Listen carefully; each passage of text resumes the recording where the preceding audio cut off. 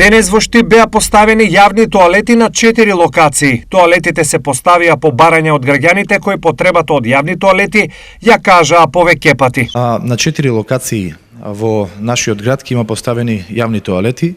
Денес се поставуваат, ќе бидат во функција веќе во наредниот период. Локациите се во централното градско подрачје. Го реконструиравме и го ставаме во употреба јавниот тоалет кој што досега никогаш не е функционирал.